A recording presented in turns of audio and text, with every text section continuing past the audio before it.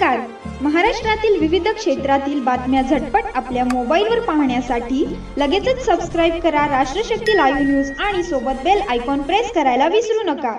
त्या ठिकाणी रस्ता रोकोचा निर्णय घेतलेला आहे आणि त्या निर्णयामध्ये जे गोपीचंद पडळकर साहेबांचा निर्णय आहे, जे धनगर समाजाचा निर्णय आहे, जे आमच्या मोठ्या भावाचा निर्णय आहे, तोच रामोशी समाजाचा निर्णय असणार आहे असं या ठिकाणी मी आपल्याला सांगतो. रामोशी समाजातल्या म्हणजे ह्या सोलापूर जिल्हा असेल किंवा महाराष्ट्रातला कुठलाही जिल्हा असेल त्या ठिकाणी 70 लाख रामोशी बेडर समाजाला मी एक माझ्या समाजाचा घटक म्हणून मी आव्हान करतो की प्रत्येक ज्या ज्या ठिकाणी रस्ता रोको होईल त्या ठिकाणी आपण ताकदीने त्या ठिकाणी उतरावं आणि आपल्या मोठ्या भावाला ताकद द्यावी.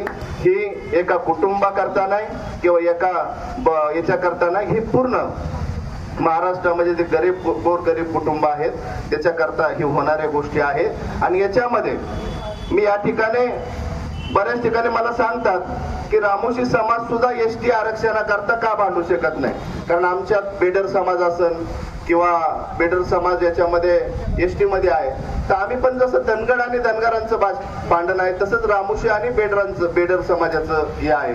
तर त्यामुळं त्याच्यामध्ये दुसरे एक रामोशी समाजाला या ठिकाणी सांगतो की ज्यावेळेस धनगर समाजाचा तिढा सुटल, ज्यावेळेस धनगर समाजाचा ही तिढा सुटल ना, त्यावेळेस रामोशी आणि बेडर समाजाचा ऑटोमॅटिक तिढा सुटतोय. त्यामुळं आपल्याला इथं ताकद लावणं गरजेचं आहे. म्हणून रामोशी समाजाने धनगर समाजाच्या पाठीमागं इथून पाठीमागं पण राहिल्यात, इथून त्याच्या अख्ख्या भविष्यामध्ये आपला झेंडा एक आहे, आपला भांडरा एक आहे, आपला कुलदैवत एक आहे, आपलं सर्व आपला कलर सुद्धा एक आहे. बऱ्यापैकी जो सावळा कलर धनगर समाजात तोच रामोशाचा कलर आहे. त्यामुळं सर्व साम्य आहे.